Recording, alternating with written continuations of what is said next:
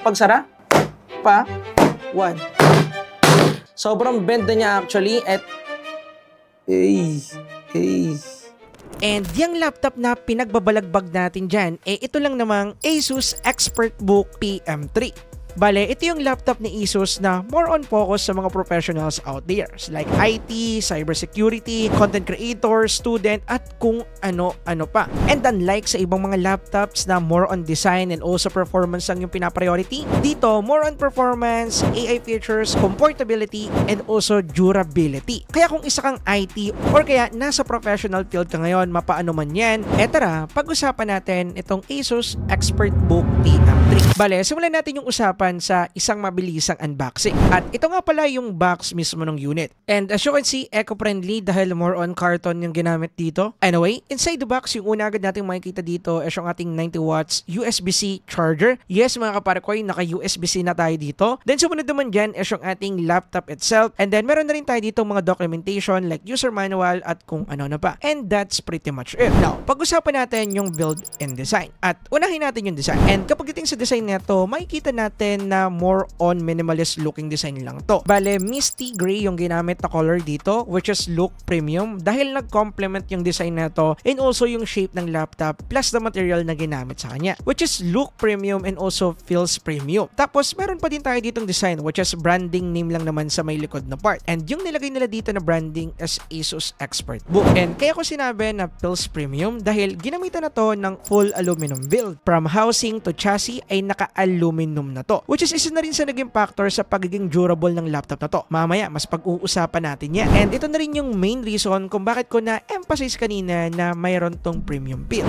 Lalo na nung ginagamit ko to. Dahil before, nagkaroon ako ng MacBook kaya yung feeling ko sa kanya para ding MacBook kung ako yung tatanungin. Anyway, kung usapang bigat naman hindi po mabigat itong laptop na to dahil nasa 1.7 kg lang yung bigat neto. Kaya kung gagamitin natin to outdoor or kaya magpapalipat-lipat tayo sa office natin or etc., madali lang siyang dalahin. Kapag naman sa user experience, una kong napansin dito yung laki ng trackpad niya, which is nag-result sa mabilis sa pag-navigate or pagbabrowse-browse sa mismong laptop. Lalo na sa mga editors and also programmers na sanay gumamit ng trackpad. Kapag dating naman sa keyboard, naka-chiclet or island style keyboard tayo dito. And actually, yung pinaka nagustuhan ko dito is yung kanyang key travel. Dahil una, responsive talaga and also ang lambot ng keyboard neto. Yung tipong ang sarap mag-type tapos para kang professional dahil dun sa tunog ng keyboard, hindi maingay, talagang pindot-pindot lang, mga ganong moment. Meron na nga rin pala tong fingerprint na kung saan kasama siya nung power button natin at the same time. And actually, gustong-gusto ko to dahil hindi ko na kinakailangan pang i-type yung pin code ko every time na mag-open ako ng laptop. Dahil quick scan na lang yung fingerprint natin. Kapag dating naman sa mga available ports na to, unahin natin yung right side, we have Kensington lock, LAN port, and USB-A port. Kapag dating naman sa left side, nandito yung isang USB-C port, HDMI port, USB-A port, isa pang USB-C port, and lastly, isang audio jack. And yung kagandahan sa USB-C port neto, supported na neto yung charging and also display out. Bale, pwede natin gamitin yung mga regular charger or kaya yung ating mga gun chargers out there para i-charge itong laptop na to. And pwede rin natin gamitin yung mga power banks na meron tayo para i-charge itong laptop na to. And yung pinaka nagustuhan ko dito hindi natin kinakailangan pang bumili ng mga mamahaling power bank na merong 67 watts, 100 watts, 200 watts para i-support na i-charge yung ating laptop. Dito, base kay Asus, and then dun sa pag-attend namin dun sa event, napakita nila na any other power bank na meron ka, basta nasa 10,000 mAh and above, pwede natin gamitin dito para i-charge itong laptop na to, which is nice. And dahil nga po supported na rin ng USB-C yung display out, pwede natin itong gamitin para gumamit ng dual monitor or triple monitor setup. It depends. So, pwede sa dual monitor kung ika-clamshell mode na lang natin yung laptop natin. Then, pwede rin naman mag-triple monitor setup pero included yung ating built-in display. So, pagdating sa port na to, napakadami natin pwedeng gawin. And para sa mga professionals out there, for sure, isa to sa hinahanap ninyo pagdating sa isang laptop. Anyway, usapang display naman tayo. Kapag dating dito, meron tayong 16-inch, 2.5K resolution,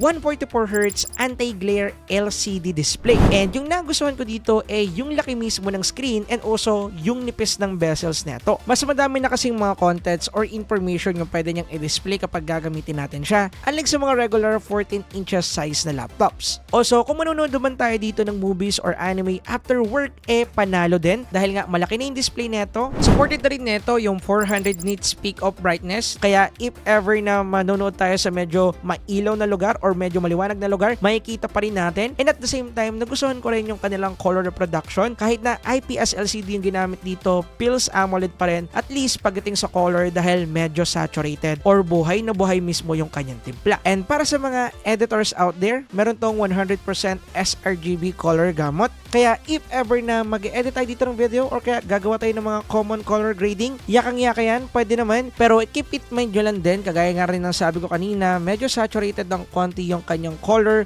So meaning, kung maggagawa tayo dito ng mga color correction or any other color grading, needed pa rin talaga natin timpla-timplahin or tansya-tansyahin. Anyway, ang maganda pa dito, gagaya ng sabi ko kanina, meron tong anti-glare coating. And actually, magandang display feature to dahil nalilesen niya yung mga distracting na reflection doon sa screen natin, lalo na kung gagamitin natin to sa mga place na merong multiple source of light. Ngayon naman, usapang performance tayo. Kapag dating dito, meron tong ADM Ryzen AI7 350 processor and meron tong clock speed na 2 GHz with an integrated GPU na ADM Radeon 860M. Meron na din tong installed DDR5 16GB RAM and expandable to up to 64GB. So if ever na gusto natin mag-upgrade in the future, pwedeng-pwede. Meron din tong 1TB M.2 NVMe PCIe 4.0 SSD and expandable to up to 3TB dahil meron tong extra 2 SSD slots na pwede nating lagyan if ever nga na mag-upgrade tayo in the future. And using these specs,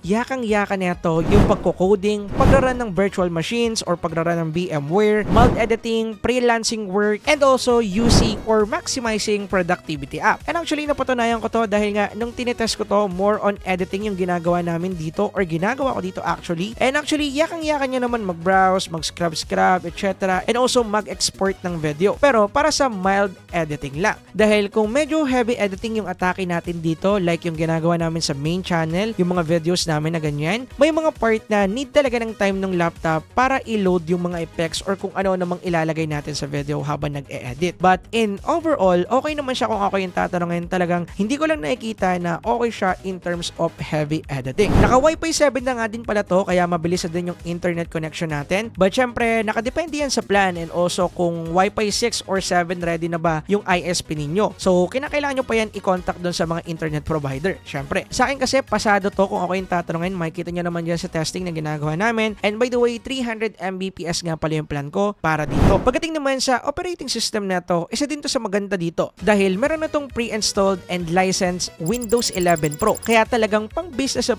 yung datingan. Ang maganda dito, meron na tong built-in licensed Copilot na kung saan pwede natin magamit para mas mapadali yung work natin. And para sa mga hindi nakakaalam, the same lang siya ng function ng mga AI companion na ginagamit natin na mayroong matataas na subscription fees. And gusto ko lang i-emphasize na meron na rin tong latest AI engine which is Smart GPT-5. And as a user din ng isang AI companion, and actually gamit ko rin itong Copilot dito sa aking PC, masasabi ko na yes, makakatulong to sa mga professionals out there dahil as a content creator, natutulungan ako neto. And speaking of AI, meron na din itong built-in ASUS AI Expert Meet. Bali sa AI na to, meron tayong mga features na pwedeng gamitin. Gaya na lang netong AI Meeting Minutes na kung saan pwede mong i-record yung usapan ninyo ng ka-meeting mo. Basta syempre magpapaalam ka. Then using AI algorithm, automatic na gagawa to ng transcript ng meeting. Na kung saan madidetect niya rin kung sino yung mga nagsasalita at isasama niyo yun sa transcript. And yung maganda pa dito, pwede tayo magpa-generate ng summary ng whole meeting. Para sa mga tamad dyan, maganda to. Meron din tong AI translated subtitles feature. Pwede mo itong magamit sa mga meeting or sa panonood ng mga videos. Ang ginagawa niya ay automatic na magkakaroon tayo dito ng AI subtitle bar na kung saan automatic na tina-translate niya yung native language ng speaker or nung pinapanood natin or nung ka-meeting mo sa preferred language na gusto mo. And take note, on time niya tong ginagawa. Meron din tayo ditong watermark feature na kung saan pwede natin palitan yung background na ginagamit natin once na makakapag-video calls tayo or makikipag-meeting tayo, then kinakailangan natin buksan yung camera. And that's it. Pero bukod sa performance, AI at kung ano na pa mga nasabi ko dito, yung pinaka-pinagmamalaki talaga ng ASUS dito ay yung kanyang durability. And syempre, tinesting natin yan. Bale, yung unang testing na ginawa namin dito is yung kanyang hinge test, which is kiniklaim kasi ni ASUS na matibay daw yung display neto. And gusto nga lang din palang ipaalala na don't do this at home if ever nabibila kayo ng ASUS ExpertBook PM3. Bale, sinasabi ni ASUS na kapag hinawakan natin yung display neto, kagaya neto, at bibitawan natin yung kabila, magsusurvive siya. And actually, nakita ko rin to sa event at gumagana talaga siya na medyo mabigat-bigat siya kapag isang kamay lang gagamitin at dito nyo hahawakan. So dito yan sa gitna, kung makikita ninyo dito. Damn, okay yung screen, walang bend, walang sira, walang black mark or something. And actually, kahit dito sa gilid, ganun din yung mangyayari sa kanya. Yan. Hawakan ko yung gilid niya. And then, natin siya. Bang! Look at that. Yan. Sobrang bend na niya actually at masakit na siya sa kamay kasi nga medyo mabigat pag dito sa corner hawakan. But after din ng testing na yon, kung titignan niyo yung gilid, walang damage. Yan, as you can see.